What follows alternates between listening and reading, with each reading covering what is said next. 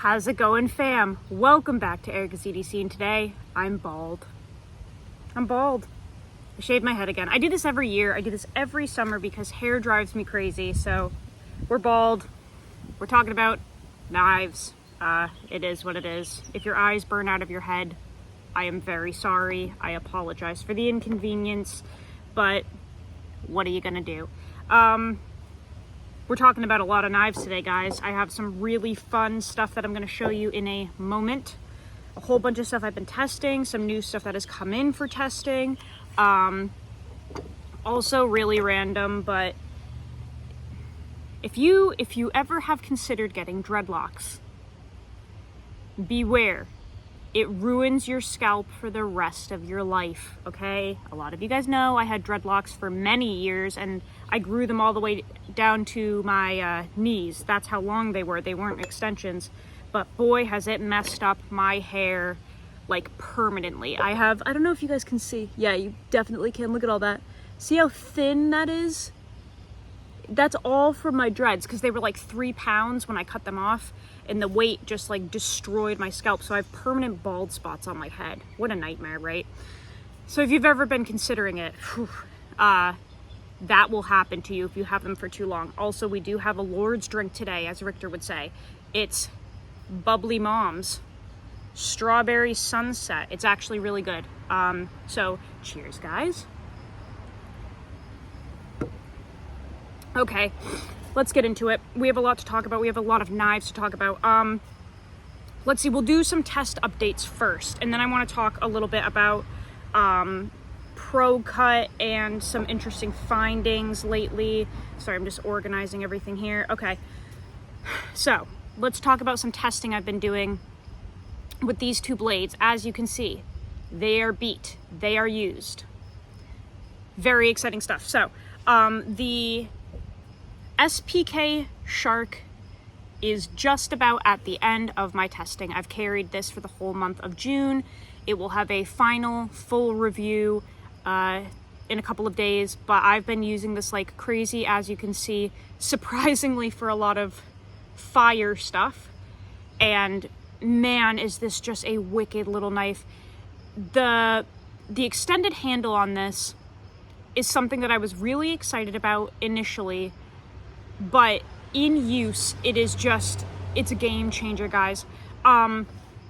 There's very much I don't know if I want to call it a marketing tactic, but it could be. There's very much this interesting thing happening in the EDC world right now where a lot of people are making EDC fixed blades, okay?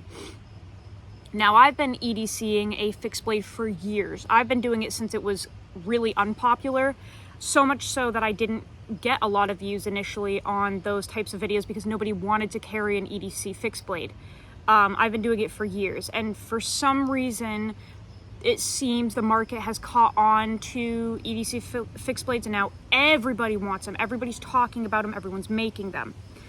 The interesting thing though is that we're seeing a lot of very small EDC fixed blades. I'm talking a couple inches long, like 4 inches long, 4.5 if you're lucky, and they're like $250, $300, okay? And the people keep saying, this is all you need. This is all you really need. 99% of us don't do anything other than open packages and cut strings on our clothes and cut tape, okay? And they're trying to get you to buy this little microscopic fixed blade that's literally a couple inches long for $300. What's interesting to me is that if that is all you need, if that's what all the people need, is just a little tiny knife, I don't understand why you couldn't just buy a box cutter for $10 at Harbor Freight, Home Depot, Lowe's, wherever. If everyone only needs a little tiny blade, why would you spend $300 on it? You could literally just go buy a box cutter to open your boxes and cut string, right? Now, obviously, there's like the collector's factor that goes into that, and there's like the fun part of it that goes into it, so nobody really wants to buy a box cutter and EDC it. But I do find it interesting that right now the hype is these little tiny really expensive knives, and they just keep telling you this is all you need, this is all you need, this is all you need, you're not doing anything, this is all you need. Now for me, those would never ever work for me. I could never feasibly EDC a knife this big, especially not for $300, but a knife this big isn't going to work for me, because I use my knives for a lot of really interesting cutting tasks, and a lot of them where I'm actually using my knife as a legitimate cutting tool, I guess, because you have to remember the edge of a knife is a saw on a microscopic level. So the best way to cut is kind of doing a sawing motion. Push cuts can work, but a knife generally works better when you're actually cutting with it, you know? So when you have a blade that's only 1 inch long, or, you know, 2 inches long, you're very restricted on your cutting tasks, because you can't really saw with something this big, especially if the handle is only, you know, 2-3 inches long too. You're so restricted. So for me, I really couldn't like process the dog food with a little tiny microscopic knife, at least not comfortably or easily. I couldn't do any of the garden stuff or the bonfire stuff or anything, really. Any of the tasks that I do, I really think a little tiny microscopic knife just wouldn't be comfortable for me, wouldn't work for me, because this is what does work for me, right? And I do things other than cut packages. So the cool thing about this knife is that it has a full-size handle. You're still getting an EDC size blade. You definitely have a good amount of cutting length on this, but you have a really nice full-size handle, so you're able to do kind of whatever you want with the knife. We've been lighting so many fires with this thing, making feather sticks, doing the camp stuff, grilling. Like, there's so many. I'm not restricted with this, and it's lightweight, it's thin, it's very much an EDC knife, but I mean, you can really use this thing, which I absolutely love. So for me, if I'm carrying a small EDC knife, this is about as small as I can go personally, and I really like for it to have a nice full handle. It's just what's more comfortable. It works for me. If you're only cutting tape, guys, and Amazon boxes, fine, get the box cutter.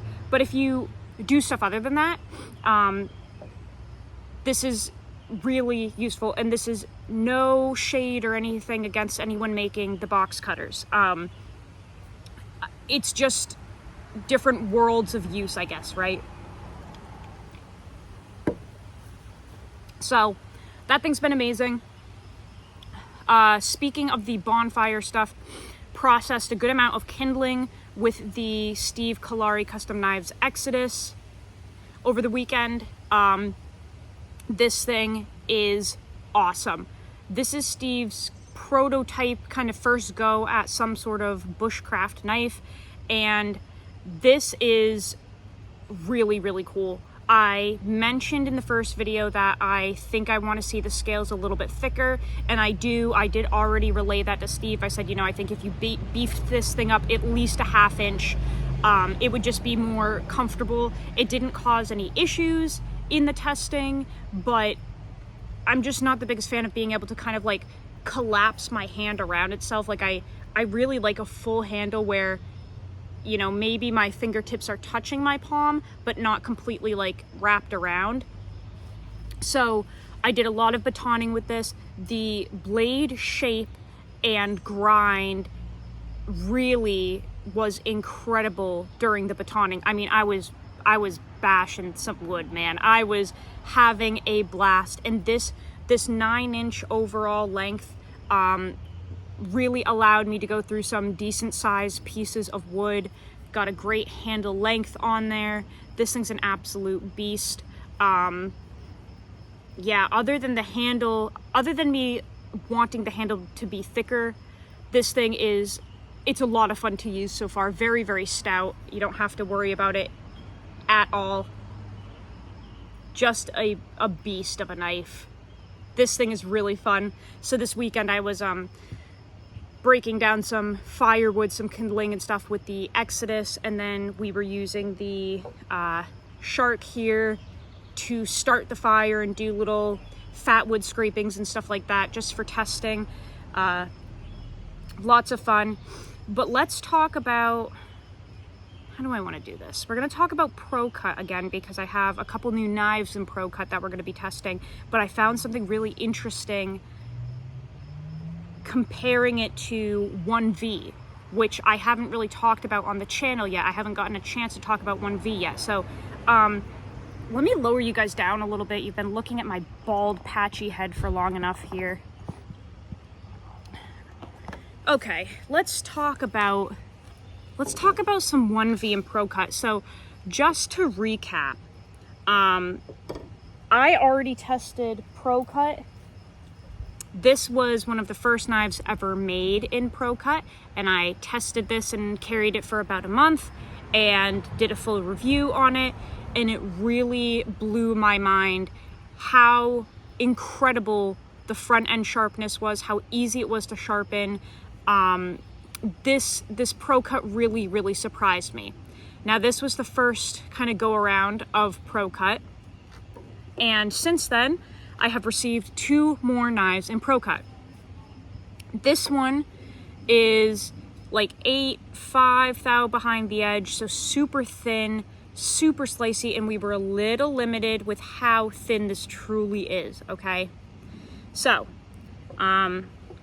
Levi from Northern Knifeworks made this in ProCut. This is the mink.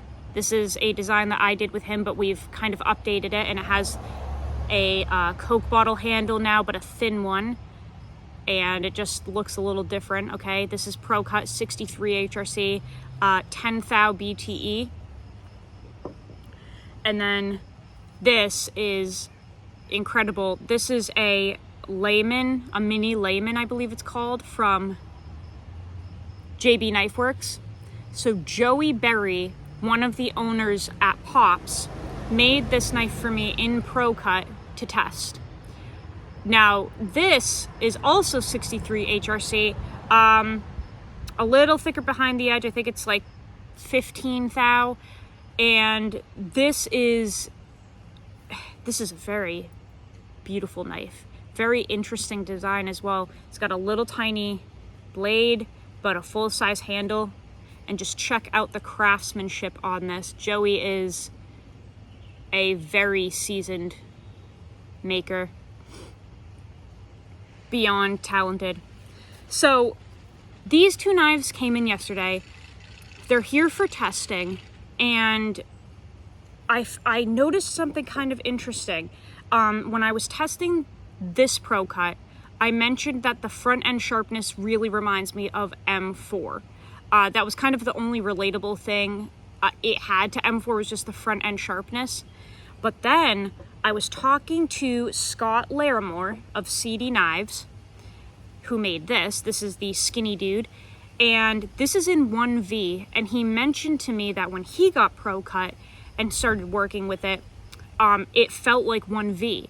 And then I was like, whoa, that's actually a really interesting comparison, because I tested ProCut for a month. I've sharpened it.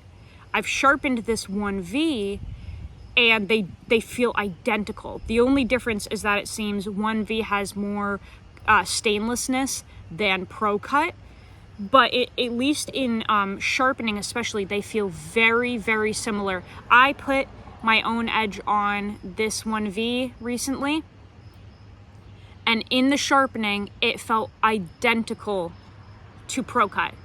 So that was kind of a cool comparison that I wanted to share with you guys, because 1V is not a popular steel. You can't really get it anymore. It's very exotic, but it's very cool. It's very similar to ProCut. So ProCut is kind of proving to be very unique in the low alloy field, I guess is what I'm trying to say. I've been able to compare it to M4 in a sense. I've been able to compare it to CPM D2 in a sense. And now, especially in sharpening, grindability, etc., it's seeming to be very similar to 1V, which is a very rare kind of unique steel. We need the Lord's drink. So I just wanted to share that with you guys, because as time goes on, it's really seeming like ProCut is pretty darn cool. It's pretty cool. So we're gonna test these two. I should be able to push them a little more than this one, just in terms of geometry, because this was so dang thin. I should be able to push these a little harder, a little further, see what happens. But I thought it was kind of neat when Scott had mentioned to me that ProCut and 1V, you know, they felt kind of similar. It like clicked that, you know, the light bulb thing in my head. I was like, oh my gosh, yes, I 100% feel and see that. So I wanted to share that with you guys. But yeah, I'm really excited to kind of test 1V and ProCut side by side, which is what I'm going to do. I think in July, because I have so many things that I need to test, I'm not going to do the month of consecutive testing on one knife for July. I am carrying a whole bunch of stuff and testing them all at the same time. So they won't get full reviews at the end, because I can't do my full review unless I've carried a knife for a month consecutively. But I'll be able to give some, I guess, first impressions, usage, results, etc. So yeah, we have some really cool stuff to test. And if you're unfamiliar with the makers I'm talking about here, especially if we're talking about Scott and Joey, these are two very renowned, famous makers. Now, if you're really into production knives and you're not into customs yet, I hope that you will be at some point. But if you're not and you don't know who these people are, I'll just take a moment to kind of explain here. So Scott from Seedy Knives, he's in the bushcraft community, and there's kind of two main categories within the bushcraft community. You have the preppers. A lot of them are vets. They're into the big combat knives, big machetes, big beater knives.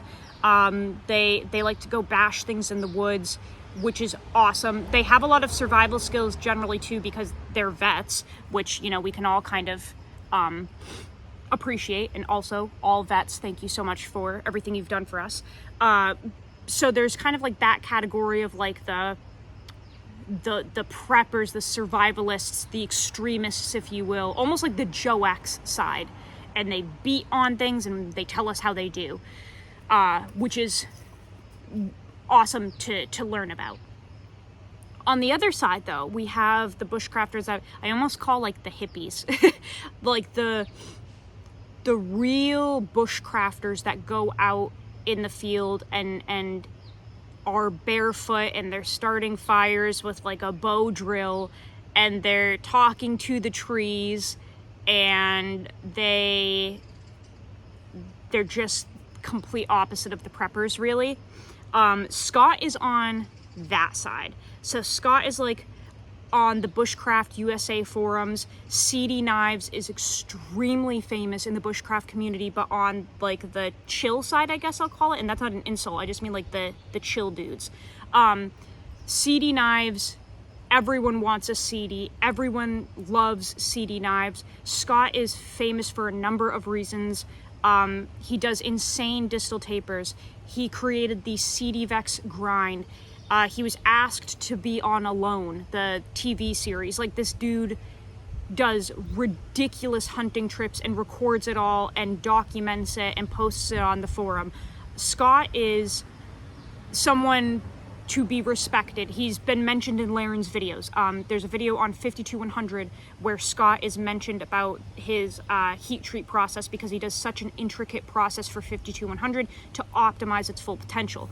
So Scott, if you don't know of Seedy Knives, if you don't know Scott Larimore, I highly suggest following him on Instagram and stuff, because he's famous in the bushcraft community. He contributes a ton to the knife community, but this is a knife that he made. This is called the Skinny Dude, and this is going to be tested with the ProCut because they seem to be similar so far. So Scott, oh my gosh, thank you for the knife. Like, people like sell organs for Scott's knives. It's kind of crazy. These are incredible tools, very simplistic in their aesthetic, but in terms of use, they're just ridiculous. So this is going to be tested with these, but another maker that is very well known, it's almost like the if you know you know type deal. Joey Berry, like I said, he's one of 3 owners of Pops. Very famous knife maker, very, very famous, but it's not like everyone knows about him per se, because if you're in only the production world, you don't follow people like that really sometimes. So Joey was like a huge fisherman, a huge knife maker, hunter, all of the things, and this is his mini layman. And you can just see in the execution of this knife how talented Joey is. Look at that taper, look at that fit and finish, beautiful Coke bottle, rounded spine. Joey is extremely talented. He has had many people that he's trained. I think Amy, what's her name? Amy something was an apprentice of his. She's like a famous knife maker now too. Oh my gosh, I can't remember her last name. Her name is Amy though, and she has beautiful knives. But Joey, again, extremely talented. So I'm just blown away, blessed to have these 2 knives to test from 2 extremely talented makers. Really, really lucky. But these will be tested in July along with the mink from Levi, and we all know Levi. Everybody knows Levi from Northern Knifeworks. This is the new version of the mink. I don't know why the screen is going dark. Hopefully it's hopefully it's not too dark for you guys. Might be the heat. This is the mink. We have really changed it. It has the Coke bottle now. It has more kind of curve to it. These are all in natural micarta, blasted with a blasted blade, ProCut 63 HRC. These are available now, by the way. If you want to try ProCut for $285, they're available on Levi's site. Really excited to use this too. We kind of made, I don't know, I've been really enjoying the bushcraft stuff lately. Like the bushcraft knives are so comfortable. So I was like, why don't we just throw a bushcraft handle on an EDC blade, but thin it out and see if it works. And this is what we came up with. So it's a Coke bottle, but super thin. These are ridiculously lightweight, no liners or anything, black micarta pins. Like I said, all blasted. The handle is blasted, everything's blasted, the blade is blasted, so it's got like a Teflon finish to it. Really, really cool, super, super comfortable. New style of jimping, this diamond jimping. So if you want to try 63 HRC ProCut right now, that will ship instantly. You can grab a mink off of Levi's website. Really nice EDC size. Super, super stoked to carry and test this. But these are kind of these are 3 of the knives that we're going to be testing in July, and I think there are a few more, and I'm just going to be kind of rotating through them, just documenting how they do. But yeah, we've got some cool stuff to test for sure. So I just wanted to kind of share that with you guys.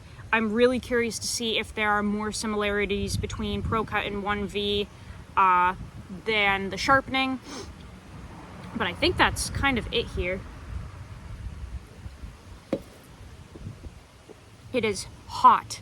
It is freaking hot. I'm sure all of you guys are in this dang heat dome thing. It's like 100 degrees every day here in New Hampshire, which is unheard of in June. But yeah, we're just trying to stay cool. I'm trying to think if there's anything else. I don't think there is. Yeah, I'm pretty sure that's it. Just wanted to say thanks to all the makers. Obviously, you know, thank you, Steve, for this. This is an absolute beast. Thank you to Alex for the shark. Dusty. This is the Ranger model from Dusty at Duckhead Forge. He's the manager at Pops. So we've got two Pops boys here, which makes my heart very happy. Yeah, thank you, Joey, Levi, Scotty Pants. yeah, just really excited to continue the testing, guys. Let me know down below if you are interested in ProCut, if you have already gotten ProCut, if you've ever used 1V. Let me know if you've ever had a Seedy. Let's just talk about it down in the comments. I'm really curious to hear you guys' thoughts. Also, if you have any thoughts on it, let me know about this whole EDC box cutter thing. Like I said, I'm not throwing shade at people who like EDC box cutters. Again, I find it so ironic that the marketing push is like, this is all you need, this is all you need. And it's like, right, but why would you spend $300 on all you need when you could spend $15 on all you need? You know what I'm saying? I think that one's just stumping me. So let me know. Let me know what you think. Let me know if you use more full-size knives for EDC as opposed to the little tiny micro ones. I'm just curious to see how, like, where the community stands on that, or maybe I'm the oddball out. I truly couldn't imagine carrying a microscopic knife, because it would not work for me. I'm not kidding. This is probably as small as I can feasibly go. Realistically, knives like this are the perfect EDC for me, but then again, my EDC is so wacky. It's so nutty compared to you guys' stuff, you know? I'm processing animals and like starting fires and doing garden work and hiking and doing yard work and all of the stuff with my knife. I don't know. Maybe I'm the oddball and I do way more cutting than most people, and I need like a full-size knife. This is like the perfect EDC knife for me, this size. This is the same size as a Benchmade bug out. It may not look it because of the proportions, but this is the same length as a bug out. So kind of all of these are. So try to envision that, you know, all of these are about the size of a bug out, a 940, something like that. So that's like my ideal EDC size. I can't do the micro knives. But again, maybe it's just me. So let me know down in the comments. But yeah, I'll see you guys on the next video. Please chime in down below. I love hearing from you guys. With that being said, go use your shit. Learn how to sharpen your knives. I'll see you guys on the next video. I love you so much, fam. Take care.